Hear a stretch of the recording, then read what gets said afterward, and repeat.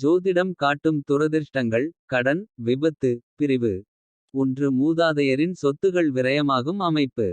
இலக்கினாதிபன் 12 இல் நிற்க 9. இக்குடையவனும் 2.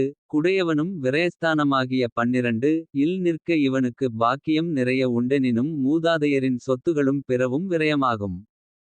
2. மலடி. 5ஆம் வீட்டுக்கு உரியவர் நீச்சனாய் 6. 8. 12 வீடுகளில் மறைந்தால் அவர் மனைவி மலட்டு தன்மையை பெறுவார். அதேபோல் 5ஆம் வீட்டில் புதனும் கேதுவும் இருந்தால் அவர் மனைவி மலடி ஆவார். இது எந்த லக்னத்திற்கும் பொருந்தும். ஆனால் இவர்களை குருவோ சுக்கிர பகவானோ பார்த்தாலோ 5ஆம் வீட்டுக்கு உரியவர் 6இல் நீச்சம் அடைந்தால் அவர் மனைவியின் மலட்டுத்தன்மை விலகும். மேலும் 5ஆம் வீட்டுக்குரியவர் நீசமாகி 5ஆம் வீட்டில் புதனும் சனியும் இருந்தால் அந்த ஜாதகரின் மனைவி மலடி ஆவார்.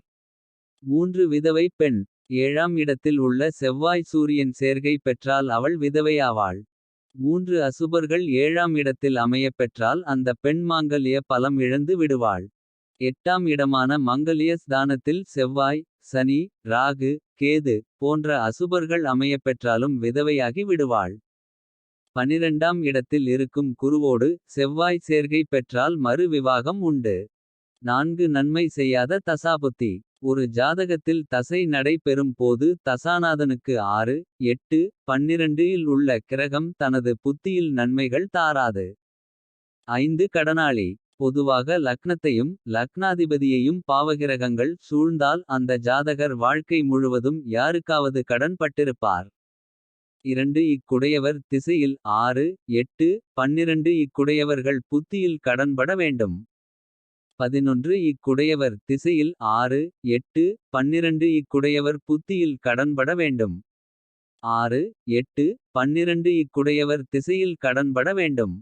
ஜாதகத்தில் செவ்வாய் சனி கேது போன்ற கிரகங்கள் ஒன்றுக்கொன்று சேர்ந்தோ அல்லது பார்வை பட்டோ இருக்கிறது. அதாவது சனி கிரகம் ஒரு மனிதனின் பூர்வ ஜென்ம கர்மாவின் பலனை தரக்கூடியதாக இருக்கிறது. அதே போல இதனோடு செவ்வாய் சம்பந்தப்படும்போது இக்கட்டான கொடிய வறுமை மனிதனை பிடித்துக்கொள்கிறது. இந்த 2 கிரகங்களோடு கேதுவும் சேரும் போது அது பிரச்சனைகளில் இருந்து தப்பிக்க கடன் வாங்க மனிதனை தூண்டுகிறது.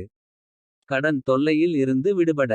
அஸ்வினி நட்சத்திர நாளில் மேஷ லக்னம் வரும் வேளையிலோ அனுஷ நட்சத்திரம் வரும் நாளில் விருச்சிக லக்னம் வரும் வேளையிலோ பொதுவாக இதை மைத்ர முகூர்த்தம் என்று சொல்வார்கள். யாரிடம் அதிகமாக கடன் பட்டிருக்கிறோமோ அவர்களுக்கு அந்த நேரத்தில் சிறிய தொகையையாவது திருப்பிக் கொடுக்க வேண்டும்.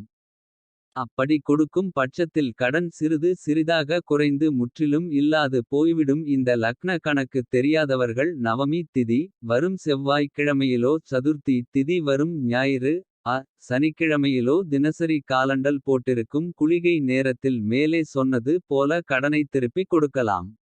இதுவும் கணிக்கத் தேயாதவர்கள் செவ்வாய்கிழமை செவ்வாய் ஹோரையில் அப்படிச செய்தால் நிச்சயமாக கடன் சுமை தீரும்.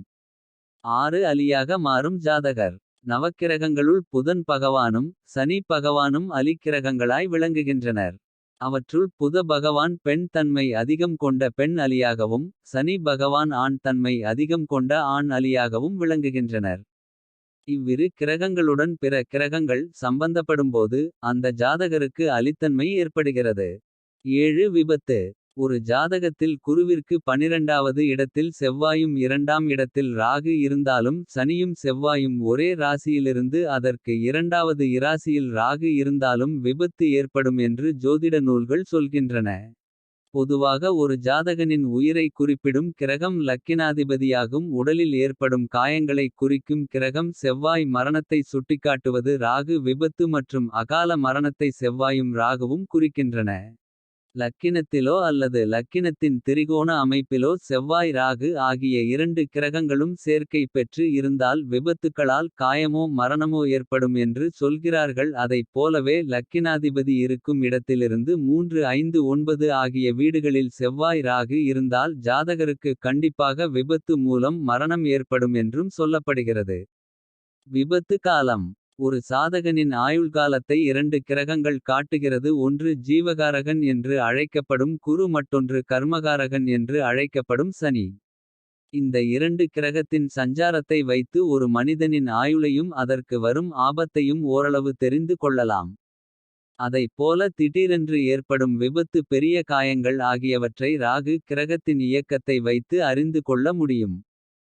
ஒரு ஜாதகத்தில் குரு அல்லது சனியோடு ராகு சேரும்போது அவனுக்கு விபத்துக்கள் ஏற்படும் காலமென்று ஜோதிட சாஸ்திரம் குறிப்பிடுகிறது.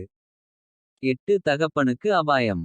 ஒரு ஜாதகத்தில் சூரியன் செவ்வாய் ராகு ஆகிய 3 கிரகங்களும் ஒன்றுக்கொன்று திரிகோணத்தில் இருந்தாலும் சூரியனுக்கு 12வது இடத்திலும் 5ஆம் இடத்திலும் செவ்வாய் ராகு இருந்தாலும் தகப்பனுக்கு அபாயத்தை ஏற்படுத்தும் என்று ஜாதக அலங்காரம் என்ற நூல் சொல்கிறது.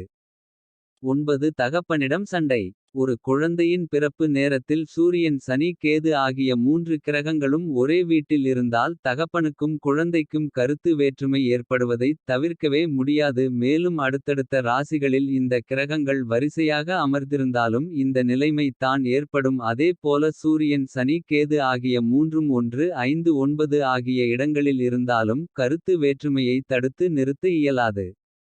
10 பில்லி சூனிய பாதிப்பு.